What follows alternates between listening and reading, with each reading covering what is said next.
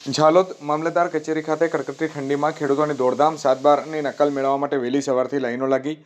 અત્યારે 20/11/2025 ગુરુવારના રોજ સવારે 11 કલાકે ખેડૂત દ્વારા આપેલ માહિતી અનુસાર ઝાલોદ તાલુકાની ગ્રામ પંચાયતોમાં સર્વર ઠપ થતા ખેડૂતો હેરાન પરેશાન થયા છે। કમોસમી વરસાદની સહાય માટે જે ફરજિયાત નકળો મેળવવામાં હાલાકી વેઠવી પડી રહી છે।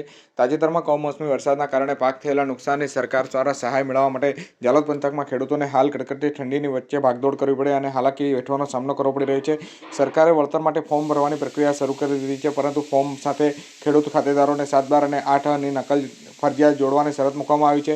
આ દસ્તાવેજો મેળવવા માટે ખેડૂતોને નાકેદમ આવી ગયો છે। સામાન્ય સંજોગોમાં આ દસ્તાવેજો ગ્રામ પંચાયત કચેરીમાંથી સરળતાથી મળી રહે છે, પરંતુ છેલ્લા 2 દિવસથી પંચાયતના સર્વર વારંવાર ઠપ પડી જવાના કારણે સંપૂર્ણ કામગીરી ઠપ પડી ગઈ હોય તેવું લાગી રહ્યું છે, જેના કારણે ખેડૂતોને ભારે નિરાશા સાંપડવી પડી રહી છે અને પંચાયતમાંથી કામ ન થતા ખેડૂતો પાસે એકમાત્ર જ વિકલ્પ રહ્યો હતો ઝાલોદ તાલુકા મથકે આવેલી ઝાલોદ મામલતદાર કચેરી ખાતે જઈ અને આ નકલ મેળવી।